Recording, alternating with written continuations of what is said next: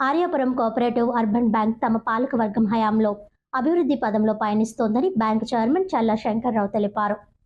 గురువారం బ్యాంకులో ఏర్పాటు చేసిన మీడియా సమావేశంలో ఆయన మాట్లాడుతూ, తమ పాలకవర్గం రెండోసారి బాధ్యతలు చేపట్టిన ఈ 18 నెలల కాలంలో 134.28 కోట్ల రూపాయలు రుణాలు మంజూరు చేశామని, దీంతో మొత్తం 537.32 కోట్ల రుణాలు ఇచ్చామని, తద్వారా బ్యాంకు సిడి రేషియోను 77.15కు చేర్చి బ్యాంకుకు లాభాలు ఎక్కువగా సమకూర్చామని చెప్పారు.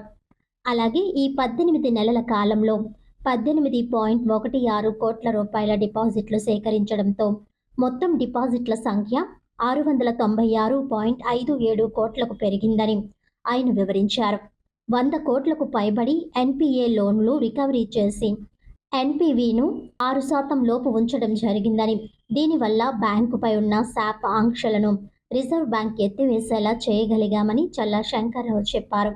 వైసీపీ పాలనలో 4 ఏళ్లు బ్యాంకు సభ్యులకు డివిడెండ్ ఇవ్వలేదని తమ పాలకవర్గం ఎన్నికయ్యారు.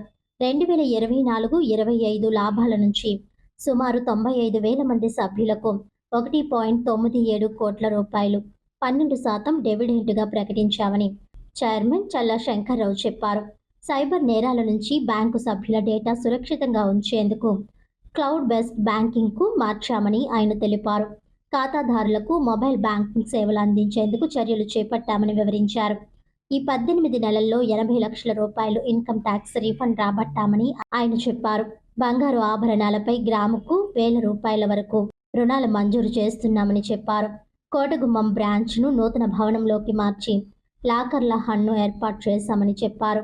చైర్మన్గా తనకు ఏడాది పాటు వచ్చిన గౌరవ వేతనం 4.68 లక్షలను ప్రతిభ కలిగిన 55 మంది పేద విద్యార్థులకు ఆర్థిక సహాయంగా రాజమండ్రి సిటీ ఎమ్మెల్యే ఆదిరెడ్డి శ్రీనివాస్ చేతుల మీదుగా అందజేశామని చల్లా శంకర్రావు వివరించారు. గతంలో వేసిన 51 విచారణకు సంబంధించిన అంశం కోర్టులో ఉందని ఆయన తెలిపారు. విలేకరుల సమావేశంలో డైరెక్టర్లు యనమల రంగబాబు, పదాల శ్రీను, బుడిగ నవి, ఎర్రమొతు ధర్మరాజు, పిల్లి శ్యామ్ సుందర్, తురకల నిర్మల తదితరులు పాల్గొన్నారు. లోన్స్ విషయంకి వచ్చేటప్పటికి మేము పదవి బాధ్యతలు చేపట్టేటప్పటికి అంటే 23/7/24 తేదీ నాటికి 403 కోట్లు ఉండేది. లోన్స్ 403 కోట్లు ఉండేది. మీ బాధ్యత తీసుకునేటప్పటికి 31/12 అంటే మొన్న డిసెంబర్ 31 18 మాసాలకి 537 కోట్లకి మేము తీసుకెళ్ళాము. 537 కోట్లకి తీసుకెళ్ళాము. అంటే 18 మాసాల్లో 134 కోట్ల రూపాయలు లోన్స్ తీసుకురావడం జరిగింది. ఇది చిన్న విషయం కాదు, చాలా పెద్ద అచీవ్మెంట్ అండి. 18 మాసాల్లో 137 కోట్లు, 106 సంవత్సరాలకి 403 కోట్ల రూపాయలు ఉంటే 18 మాసాలకే 134 కోట్ల రూపాయలు మొత్తం మా డైరెక్టర్లు, మా ఫ్యాన్లు అందరూ కూడా ఇన్ని లోన్స్ తీసుకురావడం జరిగింది. ఇది చిన్న విషయం కాదు. ఇది మొత్తం మా చరిత్రలోనే, మా బ్యాంక్ యొక్క చరిత్రలోనే ఇది చెప్పుకోవచ్చు. ఇది అంటే దాన్ని 77.15 చేసి బ్యాంక్ లాభాలు ఎక్కువగా సమకూర్చడానికి లోన్స్ బాగా పరిగణిస్తుందండి.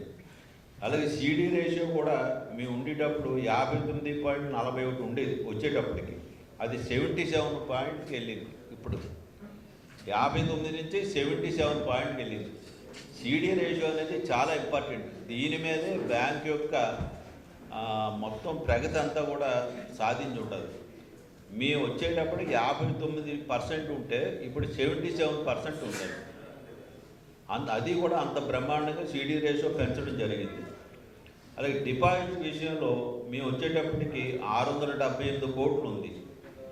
31/12 నాటికి 696 కోట్లు ఉందండి. అంటే 18 కోట్లు డిపాజిట్స్ పెరగడం జరిగింది. డిపాజిట్స్ మటుకు కోట్లు అది 18 కోట్లే జరిగింది. లోన్స్ మటుకు ఎక్కువ బాగా జరిగింది. డిపాజిట్స్ తగ్గిపోవడానికి కారణం ఏంటంటే ఇది మొత్తం భారతదేశం మొత్తం మీద ఏ బ్యాంకులకి కూడా డిపాజిట్స్ రావట్లేదు. ఇంకేదంటే ఇంతకుముందు డిపాజిట్స్ చేసేటువంటి డిపాజిట్దారులు అందరూ కూడా ఇప్పుడు ఎక్కువగా మ్యూచువల్ ఫండ్స్కి బంగారు కొనుక్కోవడం వెండి కొనడానికి ఎక్కువగా పెట్టుబడులు పెడుతున్నారు కనుక ఈ డిపాజిట్స్ అన్నీ మీద ఎక్కువ వేయట్లేదు. ఎవరైనా ఎంప్లాయీస్ ఎవరైనా మనకి డిపాజిట్ బెటర్ నెల నెల వడ్డీ వచ్చేస్తే అనుకున్న వాళ్ళే వేస్తున్నారు తప్ప, అయినా కూడా మాకు ఈ 18 మాసాల్లో 18 కోట్లు ఎక్స్ట్రా వచ్చింది ఉన్న దాని మీద. ఇది కూడా తెలియపరుస్తున్నాం. ఇవన్నింటికంటే ముఖ్యంగా మేము వచ్చే టైంకి ఆర్యపురం కోఆపరేటివ్ బ్యాంకు శాప్లో ఉందండి. శాప్ అంటే బ్లాక్ లిస్ట్లో ఉంది. మేము వచ్చే టైంకి 2019 నుంచి 24లో వైసీపీ ప్రభుత్వంకి సంబంధించినటువంటి ఎవరైతే చైర్మన్లు ఉన్నారో వాళ్ళు సరైనటువంటి అవగాహన లేక, బ్యాంక్ మీద సరైన శ్రద్ధ లేక బ్యాంక్ని బ్లాక్ లిస్ట్లో పెట్టించారు, శాప్లో పెట్టారు రిజర్వ్ బ్యాంక్. ఈ శాప్ని ఎప్పుడైతే ఉంటుందో దానికి డివిడెండ్ ఇవ్వడం కూడా అసలు జరగడం, కానీ మిగతా ఏ కార్యకలాపాలు కూడా ప్రగతి అనేది రావడం జరగదు. అందు గురించి మేము వచ్చిన వెంటనే ముందు ఈ శాపను బయటికి తీసుకురావాలి, ఈ బ్లాక్ లిస్ట్ని బయటికి తీసుకురావాలి అనే ఉద్దేశంతో నేను, నా డైరెక్టర్లు, మా ఎంప్లాయీస్ అందరం కూడా 9 మాసాలండి, ఇప్పుడు 18 మాసాలు అయింది. 9 మాసాల్లో ఉదయం 8 నుంచి రాత్రి 8 గంటల వరకు రికవరీ. ఈ శాప్ ఎప్పుడైతే బయటకు వస్తుందంటే, బ్లాక్ లిస్ట్ అనేది బయటకు ఎప్పుడు వస్తుందంటే, రికవరీ ఎక్కువ, మనకు అప్పులు ఎక్కువగా కట్టవలసిన వాళ్ళు ఎక్కువ ఉండిపోతేనే దాన్ని శాప్లో పెడతారు, బ్లాక్ లిస్ట్లో పెడతారు. అలాంటి దాన్ని మేము 9 మాసాల్లో 100 కోట్ల రూపాయలు ఎన్పిఎల్ లోన్స్ మనం తీసుకురావడం జరిగింది మా బ్యాంక్కి మొత్తం.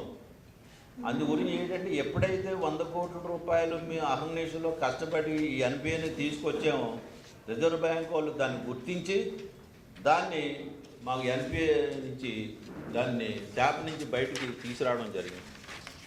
ముందు చేసిన 5 సంవత్సరాల్లోని 299 కోట్లు పెంచామండి. ఎవరిది గొప్ప? 290 కోట్ల డిపాజిట్లు. చల్లా శంకర్రావు గారు ఇక్కడ సీట్లు చైర్మన్గా ఉన్నారు కాబట్టి 299 కోట్ల డిపాజిట్ ఇక్కడ ప్రజలు వేశారు నమ్మకంతో.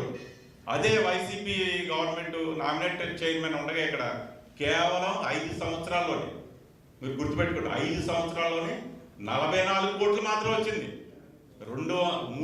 సుమారు 300 కోట్లు ఎక్కడ, కేవలం 44 కోట్లు ఎక్కడ, మీరు అర్థం చేసుకోండి. తర్వాత ఇంకో విషయం చెప్తాను. లోన్స్, ఏ బ్యాంక్ అయినా ఆర్థికంగా పరిపుష్టితో ముందుకెళ్ళాలి, అభివృద్ధి చెందాలంటే మనం లోన్ ఇవ్వాలి. లోన్ ఇచ్చి ఆ కస్టమర్ దగ్గర నుంచి వచ్చి వడ్డీతోటి మనకు డిపాజిట్ దారుకి ఇచ్చి వడ్డీకి మధ్యలో ఉండే మార్జిన్ ఏదైతే ఉందో 2%, 3%, ఆ మార్జిన్తో వచ్చే లాభాలని మన బ్యాంక్ డెవలప్మెంట్కి, సిబ్బంది జీతాలకి, ఈ మెయింటెనెన్స్కి ఉపయోగిస్తాం.